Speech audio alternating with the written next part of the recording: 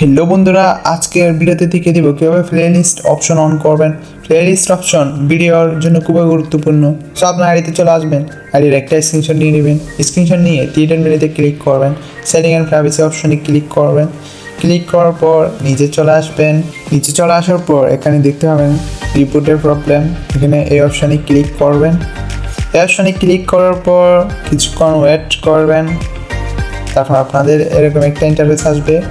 আসার পর এখানে ক্রিয়েটর টুলস অপশনে ক্লিক করবেন। ক্রিয়েটর টুলস অপশনে ক্লিক করার পর এখানে নিচে দেখতে পাবেন ক্রিয়েটর প্লেলিস্ট। ক্রিয়েটর প্লেলিস্ট অপশনে ক্লিক করবেন, আদার অপশনে ক্লিক করবেন। আদার অপশনে ক্লিক করার পর এরকম একটা ইন্টারফেস আসবে, নোতে ক্লিক করবেন। নোতে ক্লিক করার পর এখানে দেখতে পাবেন need more help. Need more help অপশনে ক্লিক করবেন। ক্লিক করার পর এখানে দেখতে পাবেন গ্যালারির মতো একটা অপশন আছে, এটাতে ক্লিক করে আপনার আইডির স্ক্রিনশটটা ক্লিক করে ওকেতে ক্লিক করে দিবেন।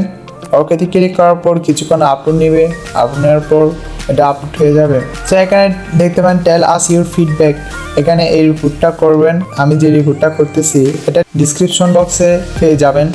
ডিসক্রিপশন বক্সে থেকে সবাই কপি করে নিয়ে নেবেন। আপনি যদি আমাদের চ্যানেলটি এখনো সাবস্ক্রাইব না করেন, সাবস্ক্রাইব করে দেবেন। এরপর রিপোর্ট অপশনে ক্লিক করে ফেলবেন।